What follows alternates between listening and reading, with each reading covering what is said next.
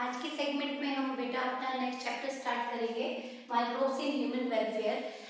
बड़ा ही easy chapter है और स्कोरिंग चैप्टर है, तो फटाफट हम टॉपिक पे चलते हैं बेटा।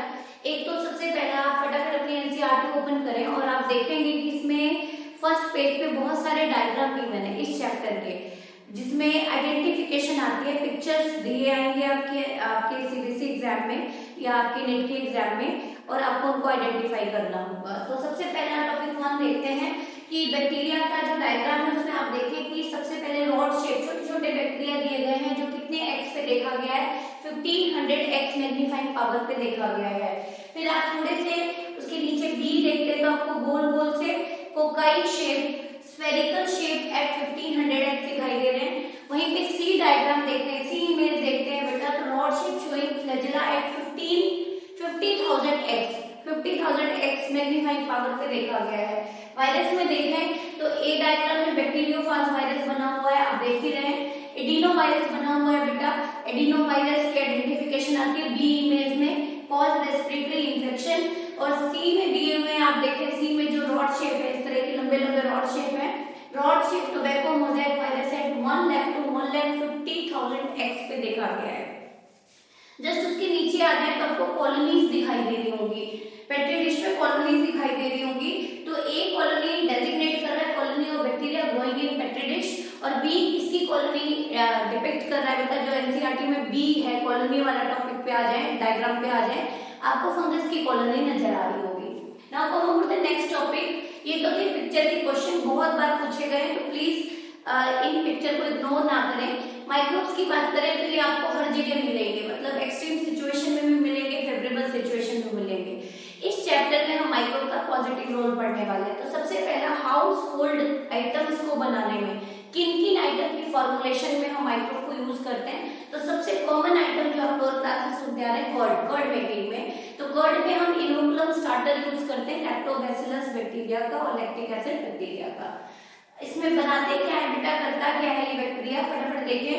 अ small amount of curd added to fresh milk as inoculum or starter containing millions of lactic acid bacteria which produce lactic acid, जो मिल्क के प्रोटीन को कडल कर देता है, lead to coagulation of milk, settling of milk in the form of curd। अब एक question आता है आपका इम्पोर्टेंट कि why curd is nutritionally preferable और beneficial over milk, मिल्क से बेटर क्यों है। तो improve nutritional quality by increasing vitamin B12। जो लैक्टिक एसिड बैक्टीरिया है वो विटामिन B12 बनाते हैं cyanocobalamin, which are major vitamin required for DNA replication, और मोस्ट इंपोर्टेंट आपका है कि आरबीसी की मैच्योरेशन के लिए जरूरी होते हैं। Lactic acid bacteria check disease causing microbes in GI tract, gastrointestinal tract में हार्मफुल पैथोजेनिक बैक्टीरिया की ग्रोथ को रोकते हैं और यूजफुल माइक्रोफ्लोरा को इनहैंस करते हैं। प्रीवियस चैप्टर में ही हम पढ़ के आए हैं कि 50% your immunity lie in your gut, तो यदि गट में गुड बैक्टीरिया के नंबर बढ़ेंगे तो इम्यूनिटी इनहैंस होगी। कंटेनिंग इजीली डाइजेस्टेबल प्रोटीन्स जो केजीन है, जो जनरली अनडाइजेस्टेड रह जाता है एडल्ट में, वो भी इजीली डाइजेस्टेबल फॉर्म में आपको मिल रहा है, किसके थ्रू, कर्ड के through. Now come for the second is dosa and idli making. Dosa और इडली का जो डो बनाया जाता है बेटा, जो चावल को और दाल को पीस के डो बनाया जाता है, आप देखते हो कि जब डोसा बनाते हैं इडली तो वो उसका पफी टेक्सचर होता है, उसमें से आपको ऐसा पफीनेस नजर आएगी, ऐसा स्ट्रक्चर नजर आएंगे। इज फर्मेंटेड बाय बैक्टीरिया और yeast, puffed up appearance of dough is due to production of CO2। Equation आप क्लास 11 में फर्मेंटेशन पढ़ के आए हैं, ग्लाइकोलिसिस पढ़ के आए हैं, अल्कोहलिक फर्मेंटेशन का आपने इक्वेशन देखी होगी, फटाफट उसी पे चलते हैं। Glucose on glycolysis converted to pyruvate plus energy, आपको पता ही है एक ग्लूकोज 2 पायरुविक एसिड बनाता है। इन ईस्ट की बात करूं तो ये pyruvate further converted to ethanol plus CO2 plus energy. तो जब हम डो को जैसे ही तवे पे डालेंगे CO2 एस्केप आउट होगा, ये पफी अपीयरेंस देगा। ब्रेड में भी हम किसको यूज करते हैं बेटा, बेकर्स यीस्ट, सैक्रोमाइसिस सेरेविसिए। अगेन जो ब्रेड में भी पफिनेस होती है, जो आपको टेक्सचर दिखाई देता है, पफी टेक्सचर दिखाई देता है ब्रेड का, again it is due to escaping of CO2, जिसको हम लीवनिंग ऑफ डो भी कहते हैं। टोडी जो है, this is the most refreshing drink of south India, prepared from fermentation of SAP obtained from palm tree. जो पाम की ट्री होती है उसके सैप, उसके ऊपर कट लगा लिया जाता है, उससे जो सैप, उससे जो जूस एक्सट्रैक्ट होता है, सैप का मतलब होता है वाटर में और मिनरल। तो पैम सैप को फर्मेंट करके वो एक रिफ्रेशिंग ड्रिंक बनाते हैं जिसको क्लॉडिंग बोलते हैं। There are so many products, other products like sauerkraut, tofu, soybean से बनाया जाता है टोफू। बहुत ही वेजिटेरियन जो डाइट फॉलो करते हैं उनके लिए रिच प्रोटीन सोर्स है बेटा। तो फर्मेंटेड फिश अवेलेबल है, फर्मेंटेड बैम्बू शूट अवेलेबल है, बहुत सारे फर्मेंटेड आइटम्स मार्केट में अवेलेबल है। Now come on the most important question, चीज की मेकिंग में बहुत सारे चीज मार्केट में अवेलेबल है, मोज़रेला चीज, सेडर चीज, स्विस चीज, रॉकफोर्ड चीज। तो इन सबको बनाने में, these are डेयरी प्रोडक्ट्स, बनाने में हम मिल्क को यूज करते हैं, लेकिन जो हर एक चीज का टेक्सचर एंड फ्लेवर होता है वो डिफरेंट होता है, उसको बनाने में अलग अलग माइक्रोब्स को यूज किए जाते हैं। तो आपके एनसीईआरटी दो चीज का एक्सप्लेनेशन दे रही है, नंबर 1 स्विस चीज और दूसरा है रॉकफोर्ड चीज। क्लियर? जो रॉकफोर्ड चीज है इसका एक पेकुलियर स्मेल होता है, एक पेकुलियर जो फ्लेवर होता है इसका बेटा, स्मेल एंड फ्लेवर होता है रॉकफोर्ड चीज का। और स्विस चीज जो है इट इज, आप कह सकते हैं कि इसमें बड़े बड़े होल्स होते हैं। क्लियर? टॉम एंड जेरी में आपने देखा होगा। तो प्रोप्यूनी बैक्टीरियम शर्मानी से हम कौन सा चीज बनाते हैं? स्विस चीज। सिग्निफिकेंस की बात करूं तो the large holes are due to production of large amount of CO2 by bacteria. Question में पूछा जाता है बेटा कौन सा स्टार्टर यूज कर रहे हैं? प्रोप्यूनी बैक्टीरियम शर्मानी। ये एक बैक्टीरिया है जिससे हम कौन सा चीज बना रहे हैं? Swiss cheese. Second one is penicillium roqueforti. Penicillium roqueforti fungi है और इससे हम जो चीज बना रहे हैं उसका नाम है रॉकफोर्ड चीज। Ripened by growing fungi on them which give them particular flavor, smell and texture and color.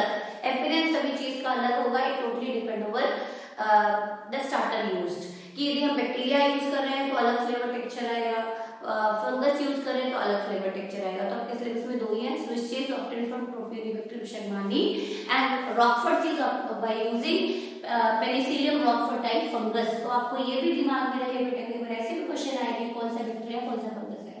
Now about the most important topic, microbes in industrial product। बहुत सारे इंडस्ट्री में प्रोडक्ट्स बनाए जाते हैं, एंटीबायोटिक्स, अल्कोहल है, तो उनके ऊपर चलते हैं फटाफट। तो सबसे कॉमन जो इंडस्ट्रियल लेवल पे हम बात करते हैं, हम बात करते हैं अल्कोहल की।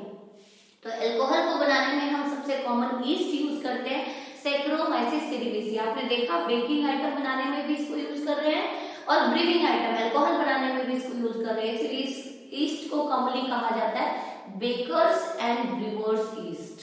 बेकिंग इंडस्ट्री में लीवनिंग ऑफ CO2 हो रही है, कॉफी टेक्सचर आ रहा है ब्रेड का, और जो अल्कोहलिक इंडस्ट्री है वो भी टोटली इसके ऊपर बेस्ड है बेटा, ईस्ट पे। अल्कोहलिक फर्मेंटेशन होती है।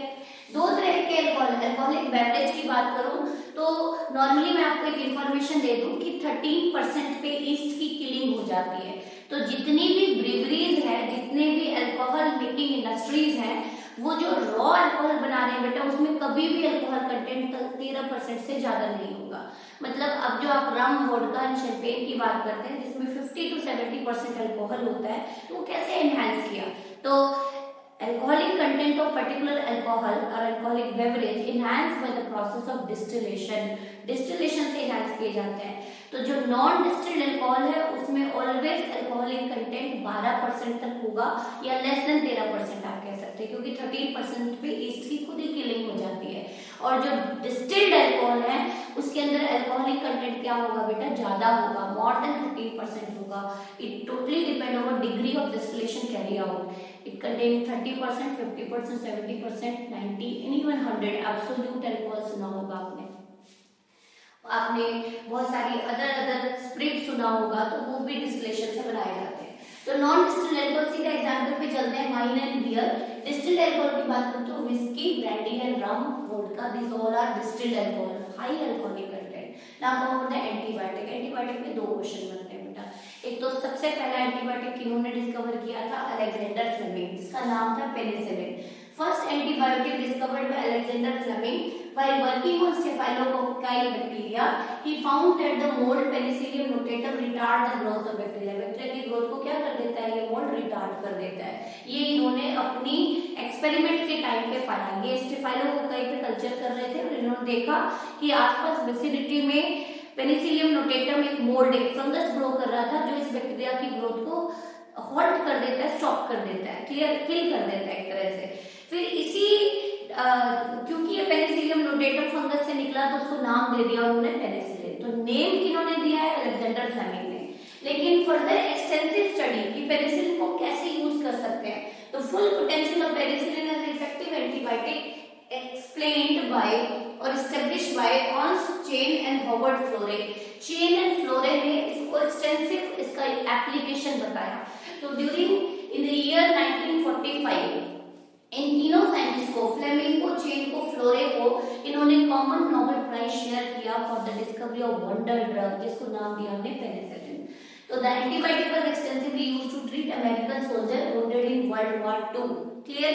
तो एक तो ये आपका एंटीबायोटिक क्लियर हो गया। एक और एंटीबायोटिक आप मेंशन कर ले बेटा, fumagillin. Fumagillin which is obtained from aspergillus fumigatus.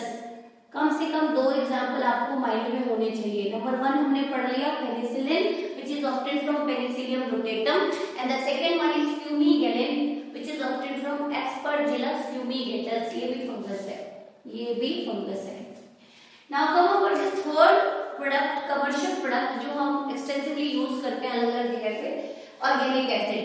वहां पे आपको बहुत सारे माइक्रोब्स मिलेंगे बेटा, या आपको ये इस तरह का आपको एक टेबल फॉर्म में क्वेश्चन दिया जाएगा और ABC करके मिसिंग पूछ लिया जाएगा। तो सबसे पहला जो माइक्रोब है एस्परजिलस नाइजर, फंगस है, used in the formulation of citric acid. Use करते हैं सिट्रिक एसिड को फूड में, कन्फेक्शनरी आइटम में, ड्रिंक्स में, सॉफ्ट ड्रिंक में, फ्लेवर ऐड करने के लिए, फार्मास्यूटिकल्स में। एसिटोबैक्टर एसिटाइल बहुत ही कॉमन आप लोग सुन के आए हैं, इससे हम एसिटिक एसिड निकलते हैं, कॉमनली नोन एज विनेगर, सिरका बोलते हैं जिसको, used as a food preservative and condiments. Clostridium butylicum, जिससे हम नाम से क्लियर है ब्यूटाइलिक एसिड निकालते हैं, फूड एंड परफ्यूम एडिटिव्स की तरह यूज होता है ये। Lactobacillus species, lactic acid bacteria से निकालते हैं।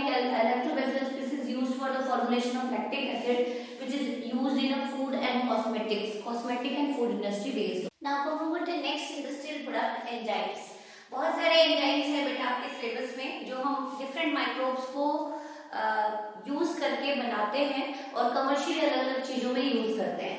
तो एस्परजिलस स्पीसीज जो फंगस है उससे हम ऑब्टेन करते हैं पैक्टिलेज एंड प्रोटीएज एंजाइम, जो कमर्शियली यूज किया जाता है जूस की क्लैरिफिकेशन में। आप देखते होंगे कि जो मार्केट में बॉटल्ड जूस आते हैं वो क्रिस्टल क्लियर होते हैं, उसमें कोई ग्रिटीनेस नहीं होता, बिल्कुल क्रिस्टल क्लियर होता है with the help of enzyme pectinase and protease.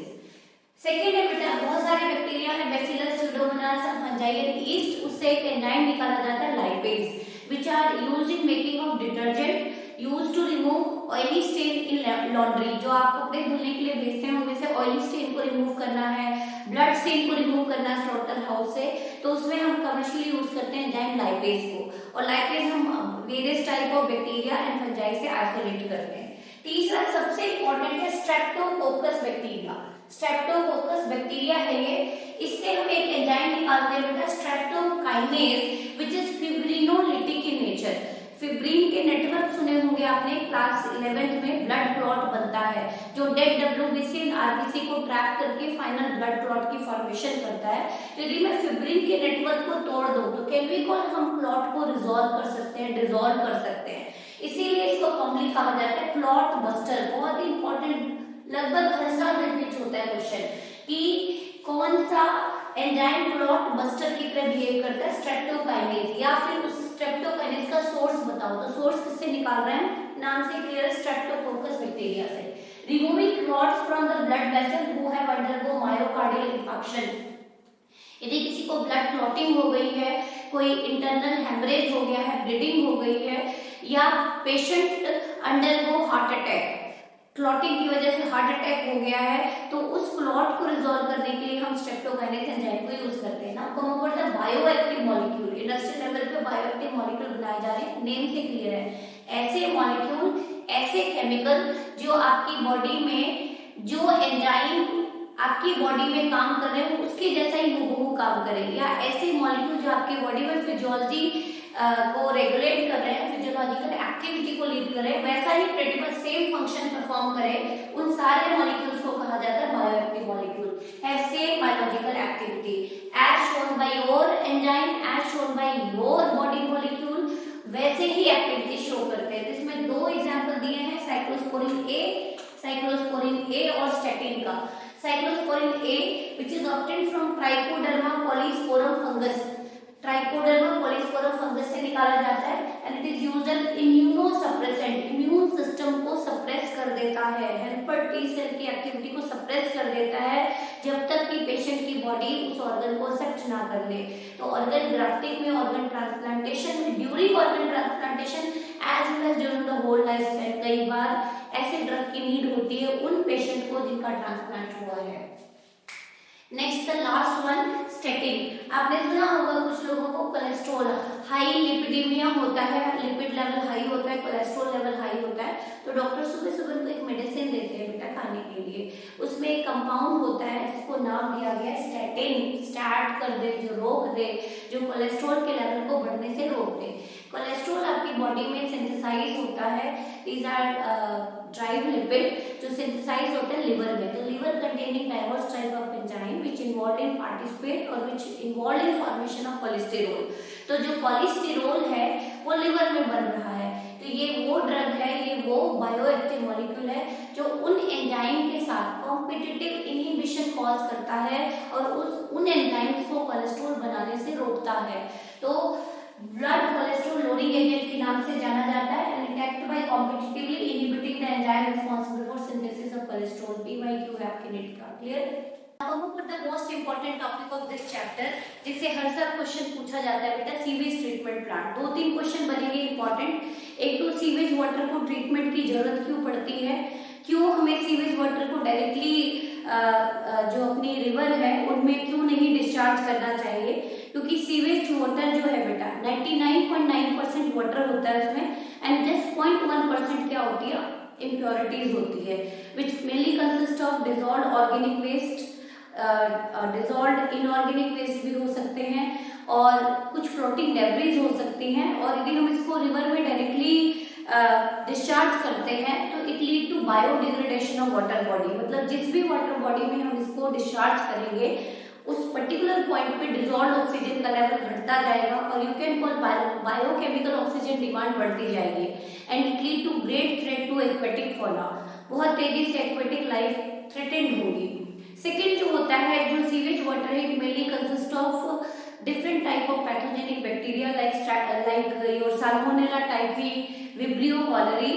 तो जो सीवेज वाटर डिस्चार्ज करने से रिवर वाटर पोल्यूट होती है और उसको यदि हम ड्रिंकिंग पर्पस के लिए यूज करेंगे तो it lead to severe water borne disorder, you can call severe water borne outbreak cause करेगा, मतलब लार्ज स्केल पे बीमारियां फैलेंगी like diarrhoea, amoebic dysentery, various type of outbreaks related fever like typhoid.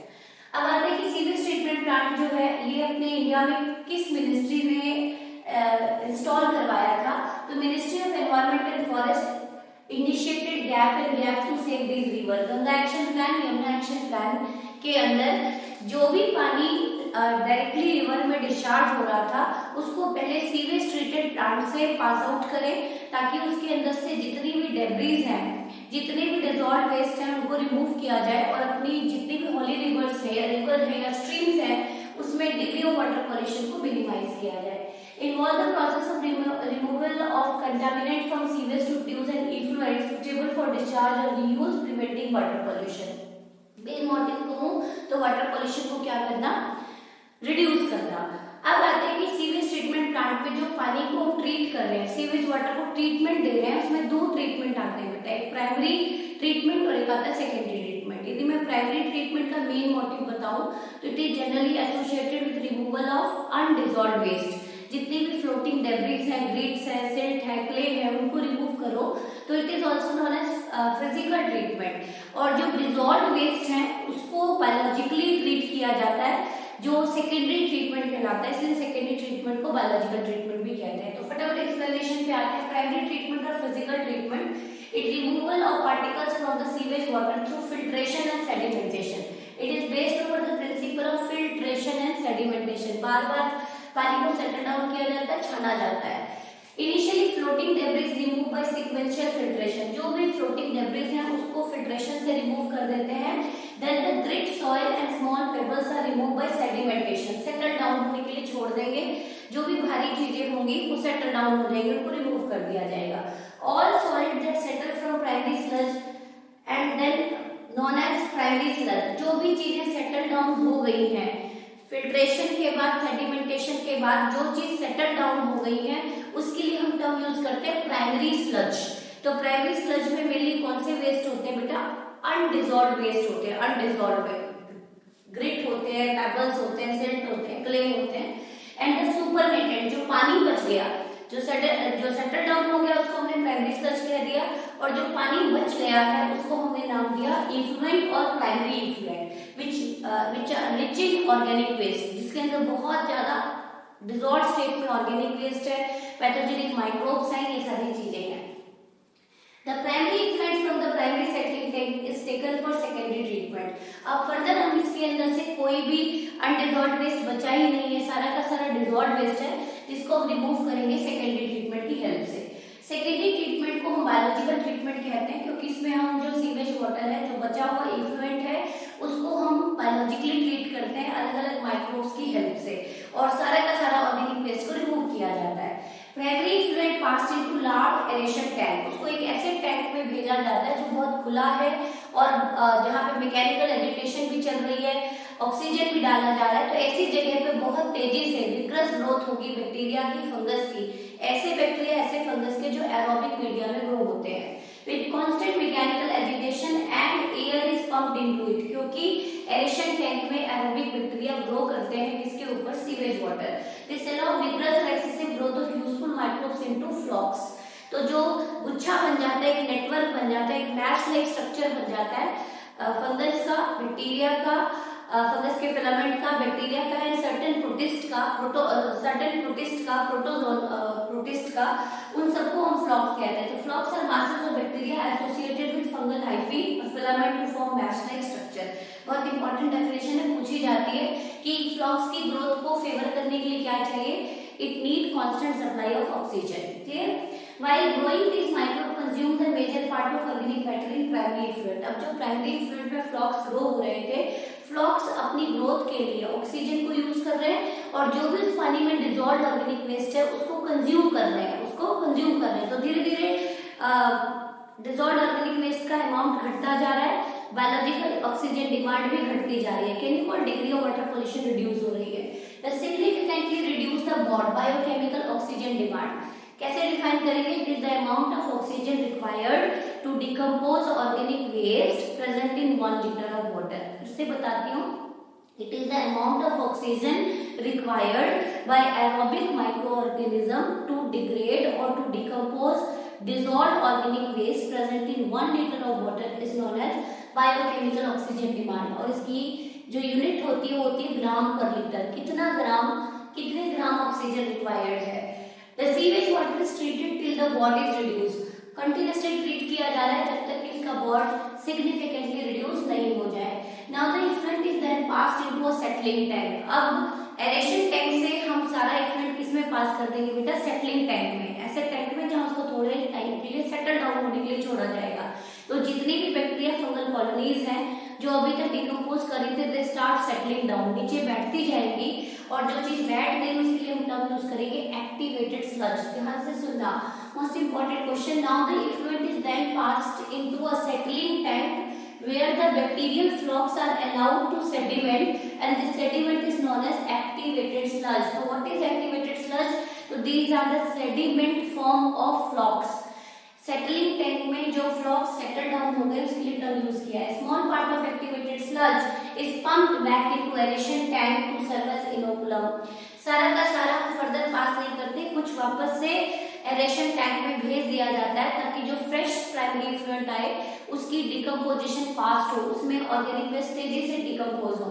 The remaining major part of sludge is pumped into large tank called anaerobic sludge digester. अब जो भी effluent बचा है, केमिकल सेकेंडरी इफ्लुएंट, उसको हम एक ऐसे tank में भेजेंगे जो पूरी तरह से कवर है, कंडीशन एनारोबिक है, तो डेफिनेटली यहाँ पे कौन से बैक्टीरिया की डेथ हो जाएगी? एरोबिक, और कौन से माइक्रोब ग्रो करेंगे? Anaerobic, like methanogens. अब देखते क्या है, here other kind of bacteria, methanogens, other kind of bacteria methanogens which grow anaerobically digest the bacteria and fungus in the sludge. जो भी उसके अंदर स्लज में वेस्ट था, बैक्टीरिया थे, उन सबको कौन खाना शुरू कर देंगे? मिथेनोजेंस। और जब ये खाएंगे बचे हुए ऑर्गेनिक वेस्ट को, बैक्टीरियाज को, फंगस को, they start producing a special type of gases और इनके बहुत वेरिएबल कंसेंट्रेशन में गैसेस प्रोड्यूस करते हैं। During this digestion bacteria produce a mixture of gas, कौन सी गैस है, मीथेन है, हाइड्रोजन सल्फाइड है एंड कार्बन डाइऑक्साइड। यही मेजर कंपोजिशन होती है किसकी बेटा, बायोगैस की। These gases form biogas and can be used as source of energy as it is inflammable. तो आपसे क्वेश्चन पूछा जाए एनारोबिक स्लज डाइजेशन की क्या सिग्निफिकेंस है। एक तो ये बहुत सिग्निफिकेंटली और तेजी से बॉडी को घटा रहे हैं, सारा का सारा डिसॉल्व्ड ऑर्गेनिक वेस्ट को खत्म कर रहे हैं। दूसरा ये बायोगैस प्रोड्यूस कर रहे हैं, तो बायोगैस प्रोडक्शन में भी हेल्प है। The effluent from the secondary treatment plant is generally released into natural water body like river and stream to reduce biodegradation, to reduce water pollution. Over the next topic, biogas plant. इसमें 3 question बनेंगे बेटा। एक तो pictorial identification पूछी जाती है biogas plant की, ABC करके पार्ट्स पूछ लिए जाएंगे। दूसरा आता है कि अपने इंडिया में ये जो बायोगैस प्लांट है किन्होंने इंस्टॉल किया था, ये करवाया था, ये टेक्निक्स या टेक्नोलॉजी लेके कौन आया। और तीसरा ये एबीसी करके अगेन पिक्टोरियल क्वेश्चन आता है कि बायोगैस फॉर्मुलेशन की जो एनारोबिक फर्मेंटेशन हो रही है सेलुलोजिक मटेरियल की, उससे कैसे बायोगैस बनता है, उसके ऊपर आता है। एंड फोर्थ मोस्ट इंपॉर्टेंट आता है कंपोजिशन पे। तो फटाफट आ जाते हैं कि हम बायोगैस की बात करूं तो it is mixture of gases predominantly rich in methane gas. इसमें 50 to 70% मीथेन होता है, ट्रेसेस अमाउंट में हाइड्रोजन सल्फाइड होते हैं, 30 to 40% कार्बन डाइऑक्साइड होता है। तो मेजर यदि आपसे प्रीडोमिनेंट गैस पूछी जाए तो मीथेन गैस बोलते हैं। इसीलिए हम मानते हैं कि मिथेनोजन जो मिथेनोकोकस बैक्टीरिया होते हैं they participate in formation of biogas. Methanogen से methanococcus grow anaerobically on cellulosic material, produce large amount of gases like these. Methanogen are commonly found in, कहां मिलते हैं, तो एक अभी हमने पढ़ा एसटीपी प्लांट में एनारोबिक टैंक में मिलते हैं, anaerobic sludge during sewage treatment and in the lumen of cattles. Cattles की ल्यूमेन में, कैटल्स के स्टमक में एक एक्स्ट्रा चैम्बर होता है ल्यूमेन, जहां पे ये मिथेनोजन फाउंड होते हैं and they release cellulose enzyme. यही वो बैक्टीरिया है जो सेलुलोज की डाइजेशन में ऐड करते हैं, हेल्प करते हैं। अब आ जाते हैं फटाफट इसके डायग्राम पे। यदि आप देख पा रहे हैं तो एक 10 to 15 फीट डीप कंक्रीट का टैंक होता है जो कंप्लीटली बरीड होता है सॉइल सरफेस के नीचे। यहाँ पे 2 टैंक नजर आ रहे हैं, एक है स्लरी टैंक, एक है स्लज टैंक। यहाँ पे डंग एंड वाटर को मिक्स करके फेड किया जाता है कंक्रीट टैंक में, जहाँ पे एनारोबिक ब्रेकडाउन होगी, फर्मेंटेशन होगी किसकी, सेलुलोजिक मटेरियल की। और धीरे धीरे ये जो आपको दिख रहा है दिस इज गैस होल्डर, यहाँ पे गैस क्या होता जाएगा, कलेक्ट होती जाएगी।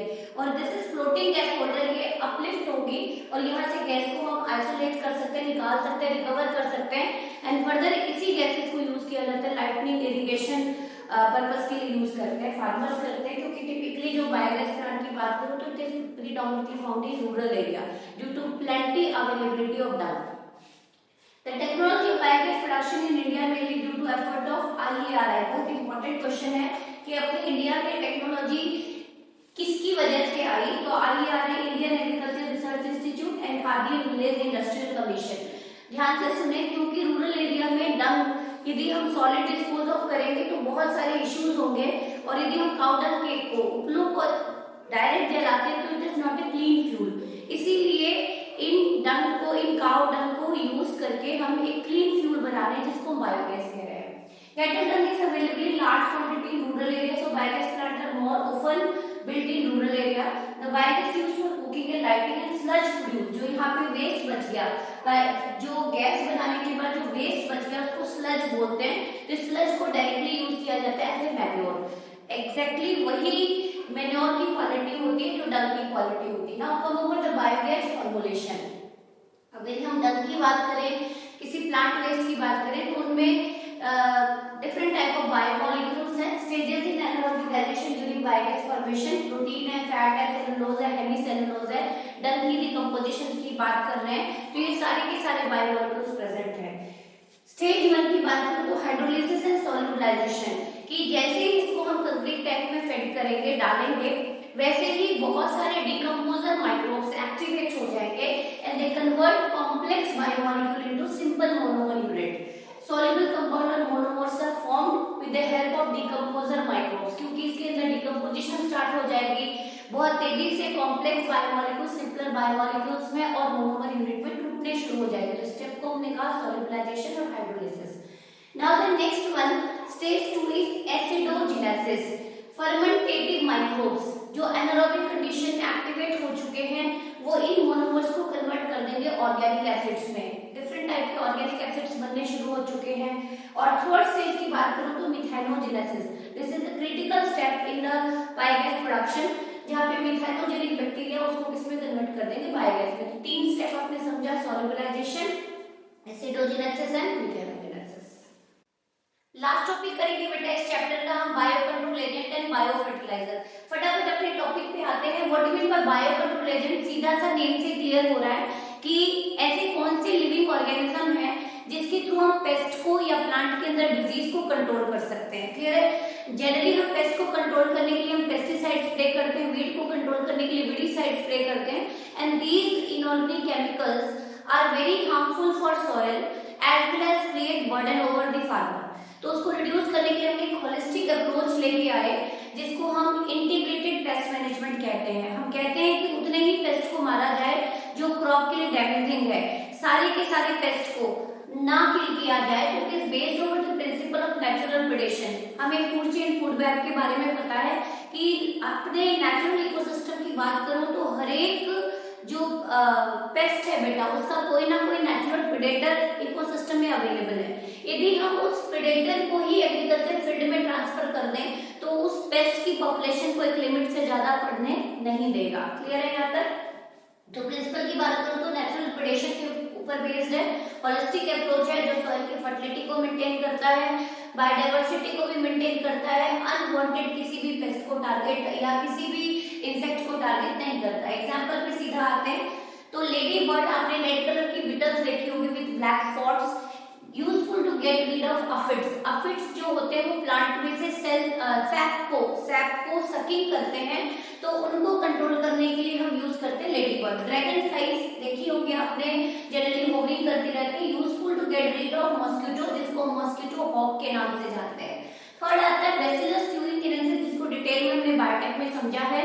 जो बीटी है ये एक स्पेशल बैक्टीरिया है बेटा बीटी, और ये इनके या तो स्पोर्ट्स मार्केट में अवेलेबल है in the form of sachet, उनको स्प्रे कर दिया जाता है। वैसे मार्केट में बहुत सारे बीटी क्रॉप्स आ चुके हैं, बीटी ब्रिंजल आ चुका है, बीटी कॉटन आ चुका है, बीटी लेडी फिंगर आ चुकी है। तो बैसिलस ट्यूरिनकेरेंसिस बैक्टीरिया है, this produce specialized protein known as insecticidal protein which kills specific genus of insects। सारे इंसेक्ट को टारगेट नहीं करता, स्पेसिफिक जीनस को ही टारगेट करता है, जैसे लेपिडोप्टेरन्स हैं, कोलियोप्टेरन्स हैं, डिप्टेरन्स हैं, इनको टारगेट करता है। Control butterfly, caterpillars and bollworms etcetera. Unwanted insect को टारगेट नहीं करता। ट्राइकोडर्मा फंगस की बात करें तो ये आपके सॉइल में फ्रीली अवेलेबल है। तो फ्रीली अवेलेबल है तो करते क्या है, these are free living fungi that are common in root ecosystem. अब किसी भी खेतों में यदि ट्राइकोडर्मा फंगस होगा, रूट के आसपास विसिनिटी एरिया में रहेगा, तो रूट को पैथोजन, किसी भी बैक्टीरियल पैथोजन के इन्फेक्शन से बचाएगा। तो कैनिकोल ये प्लांट को प्रोटेक्ट करता है from severe type of disease, bacterial diseases से बचाता है। तो use in the treatment of plant disease, effective bio control agent of several plant pathogen, plant को पैथोजेनिक इन्फेक्शन से प्रोटेक्शन देता है। And the last which is the most important, baculovirus. दो question बनते हैं बेटा, एक तो ये बेकुलोवायरस टारगेट किसको करता है और दूसरा ये वायरस किस जीनस से बिलोंग करता है। तो it belong to genus nucleopolyhedron virus, बहुत इंपॉर्टेंट है। It belong to genus nucleopolyhedron virus, attack insect and other arthropods, लेकिन सभी इंसेक्ट सभी आर्थ्रोपोड को इन्फेस्ट ये नहीं करता। These viruses are excellent candidate for species specific narrow spectrum insecticidal application. This is not a broad spectrum insecticide. Narrow spectrum मतलब कुछ ही हार्मफुल पेस्ट को टारगेट करता है, हार्मफुल इंसेक्ट को टारगेट करता है। तो this is narrow spectrum insecticide, narrow spectrum bio insecticide. Have no negative impact on plant, mammal, bird, fish और even on non target insect. मतलब यदि हम बेकुलोवायरस को यूज करेंगे as a bio control agent तो ये किसी भी नॉन टारगेट ऑर्गेनिज्म को टारगेट नहीं करेगा, स्पेसिफिक इंसेक्ट और स्पेसिफिक आर्थ्रोपोड को ही टारगेट करेगा। जाएगा। Now the last topic is bio fertilizer. Fertilizer आपने पढ़ा ही है, सॉइल की फर्टिलिटी को इनहेंस करते हैं, लेकिन यदि हम बहुत ज्यादा खेतों में इनऑर्गेनिक केमिकल्स डालेंगे तो वो सॉइल की फर्टिलिटी को इनहेंस तो करेगा but it disturbs soil osmotic potential, OP को डिस्टर्ब करेगा and lead to water logging condition, पानी खड़ा होगा और प्लांट की विल्टिंग होनी शुरू हो जाएगी। तो बायो फर्टिलाइजर की बात करूं तो ऐसे लिविंग ऑर्गेनिज्म जो सॉइल की फर्टिलिटी को इनहेंस करते हैं, सॉइल के अंदर ऑर्गेनिक कंटेंट को इनहेंस करते हैं, उन सभी लिविंग ऑर्गेनिज्म को हम क्या बोलते हैं? Bio fertilizer. तो बायो फर्टिलाइजर सुनते ही अपने दिमाग में 3 ऑर्गेनिज्म आते हैं बेटा, बैक्टीरिया आते हैं, फंजाई आते हैं, साइनोबैक्टीरिया। बैक्टीरिया की बात करूं तो लोअर क्लास से आप पढ़ते आ रहे हैं प्रैक्टिस क्रॉप रोटेशन, यदि हम एक सीजन में चना उगाएं, एक सीजन में वीट उगाएं तो चना जो है वो सॉइल की फर्टिलिटी को बढ़ाता है, क्योंकि जितने भी लेग्यूमिनस प्लांट है, जितने भी फलीदार पौधे हैं, उनके रूट में आपने गांठें देखी होगी, द कंसिस्ट ऑफ नोड्यूलेटेड रूट, और उस नोड्यूल में एक बैक्टीरिया रहता है जिसका नाम है rhizobium. This rhizobium shows symbiotic association with roots of leguminous plant, और ये करता क्या है बेटा, ये जो बैक्टीरिया है, ये बैक्टीरिया के पास एक स्पेशल एंजाइम होता है, nitrogenase enzyme, which work in anaerobic condition and convert atmospheric free nitrogen into ammonia, nitrite and nitrate. That is आप कह सकते हैं कि नाइट्रोजन की फिक्सेशन करता है, क्योंकि प्लांट कभी भी मॉलिक्यूलर नाइट्रोजन को एयर से नहीं ले सकते। ऑलवेज प्लांट जो नाइट्रोजन को ऑब्टेन करते हैं in the form of ammonia, in the form of nitrate और in the form of nitrite. Maximum absorption plant करता है in the form of nitrate. Bacteria की बात करूं तो rhizobium symbiotic bacteria live in the root of nodules of leguminous plant. इसके पास एक जीन होता है, निक्स जीन, नाइट्रोजनेज एंजाइम होता है जो N2 को मॉलिक्यूलर नाइट्रोजन को किसमें कन्वर्ट करता है? अमोनियम आयन और अमोनिया गैस में। Azotobacter and azospirillum, these are free living bacteria, ये आपको सॉइल में मिलेंगे, टेक्सटाइल इकोसिस्टम में मिलेंगे। फ्री लिविंग नाइट्रोजन फिक्सर होते हैं, enrich nitrogen content in the soil, that is convert ammonia into nitrite and nitrate. Further ये जो असेंबल्ड नाइट्रोजन है, फिक्स नाइट्रोजन है, उसको नाइट्राइट एंड नाइट्रेट में कन्वर्ट करता है। सेकेंड कैटेगरी आ जाती है बायो फर्टिलाइजर में फंगस की। आपने एक टर्म सुना होगा माइकोराइजा, कि कुछ फंगस जो होते हैं वो हायर प्लांट के रूट के साथ सिम्बायोटिक एसोसिएशन करते हैं, जिसको माइकोराइजा कहते हैं। दे प्रीडोमिनेटली फाउंड इन हिली एरियाज, लेकिन नॉर्मली आजकल terrestrial and drought prone area में जहाँ बहुत सूखा होता है वहाँ एक स्पेशल जीनस ऑफ फंगस को यूज किया जाता है जिसको बोलते हैं ग्लोमस। ये जो ग्लोमस है बेटा, this is genus of fungi which belong to mainly class आपका बेसिलियोमाइसिटीज। इसके जो हंड्रेड्स ऑफ मेंबर है, 100 से भी ज्यादा फंजाई होती है इसमें। ये प्लांट के रूट के साथ कॉर्टेक्स रीजन में एसोसिएशन शो करते हैं, फंगस को फूड एंड शेल्टर मिलता है। अल्टीमेट फंगस प्लांट को मॉइस्चर देती है और सॉइल में से फास्फोरस की अपटेक करके एब्जॉर्ब करके किसको ट्रांसफर कर देती है? प्लांट्स को। तो प्लांट की ग्रोथ को इनहेंस करती है। तो देखते हैं, form symbiotic association with plant, that is mycorrhiza, which absorb phosphorus from soil and pass it to plant. Mycorrhiza में fungus and roots of higher plant की symbiotic association है। Many members of genus Glomus form mycorrhiza. More than hundreds of fungi belong to genus Glomus. तो आपसे पूछा जाता है what is Glomus? तो Glomus एक genus है fungus का जो mycorrhizal association show करती है and it consists of more than hundreds of fungi. Plant with mycorrhizal association show other benefit also such as, अब जिन प्लांट के रूट्स में फंगस रह रहे हैं उससे उनको क्या बेनिफिट होने वाला है? एक तो मॉइस्चर मिल गया, एक फास्फोरस मिल गया, तो resistant to root borne pathogen. जब फंगस रह रहे हैं रूट्स में तो रूट के थ्रू किसी भी बैक्टीरिया या किसी भी पैथोजन की इन्फेस्टेशन को रोकेंगे, मतलब प्लांट को प्रोटेक्शन देंगे अलग अलग डिजीज से। Increase tolerance to salinity and drought, salinity and drought prone area में भी पौधे सर्वाइव करने के लिए किसके साथ एसोसिएशन शो करते हैं? फंगस के साथ। Mean they show mycorrhizal association. Increasing plant growth and development by increasing phosphorus Uptake more from soil. यदि मैं दो प्लांट को कंपेयर करूं, सपोज नॉर्मल प्लांट सॉइल में से 1 ग्राम फास्फोरस अपटेक कर पा रहा है, तो plants with mycorrhizal association, fungal association, वो 2.5 to 5 ग्राम फास्फोरस अपटेक करता है। मतलब जिन प्लांट के रूट में फंगस की एसोसिएशन होती है उनकी फास्फोरस अपटेक ज्यादा देखी गई है as compared to normal plant. तो it also enhance plant growth and development. Last category cyanobacteria. Cyanobacteria. यदि मैं साइनोबैक्टीरिया की बात करूं, जिसको कॉमन लैंग्वेज में ब्लू ग्रीन एल्गी बोलते हैं, क्लास 11th में आप पढ़ के आए हैं। There are so many cyanobacteria like nostoc, anabaena, oscillatoria. इनके पास एक स्पेशल सेल होता है बेटा, heterocyst, and this heterocyst cell containing nitrogenous enzyme and participate in nitrogen fixation. So fixes atmospheric nitrogen, add organic matter and increase fertility using paddy field as biofertilizer. Anabaena का combination है, Nostoc का combination है, जो generally agricultural और aquatic ecosystem में use होता है। तो साइनोबैक्टीरिया को भी फर्टिलिटी बढ़ाने के लिए यूज किया जाता है, कॉमनली यूज किया जाता है बेटा